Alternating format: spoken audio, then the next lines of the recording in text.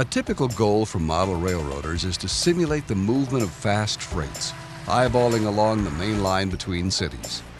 Few of us, though, have the luxury of having that much main line, and certainly not on the Apple Valley branch, a 6-foot by 10-foot layout that will just fit in a typical spare bedroom.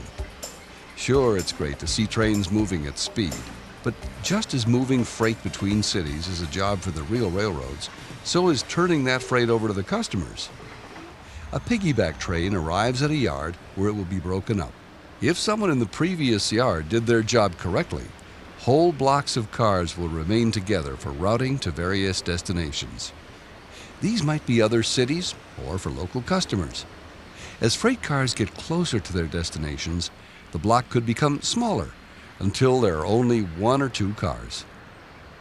Once in the yard, cars are usually moved around by smaller engines known as switchers. This Santa Fe yard in Kansas City, Missouri is under the control of a yard master. He determines how the trains are to be made up based on a list from the traffic department of what cars make up a train. The trains have to be ready to go in order to meet the established schedule of the railroad.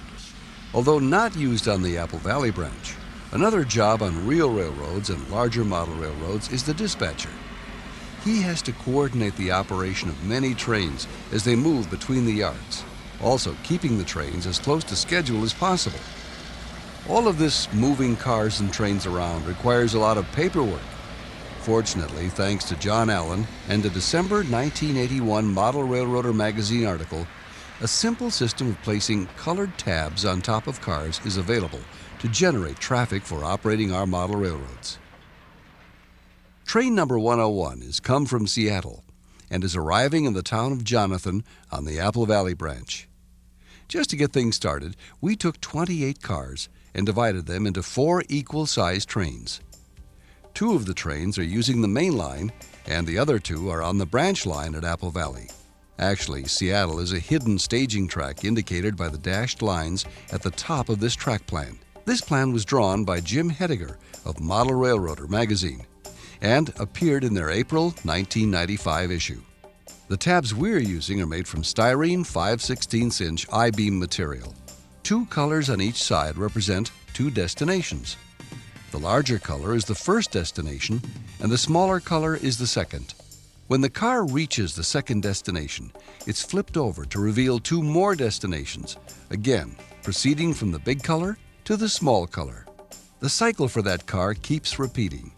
If there are enough cars on the layout, every car will not be used for each operating session. Jonathan is the location of 2 customers, the Ashland Grain Company and the freight house at the passenger station. These same 2 spur tracks are also used to interchange cars between the main line and the branch line. Our main line engineer has 2 box cars that have large black colors which we've chosen to indicate the interchange tracks. In this situation, this is about as simple a move as can be made, taking 2 cars and backing them into a spur. Other moves can be more of a challenge, as we shall soon see.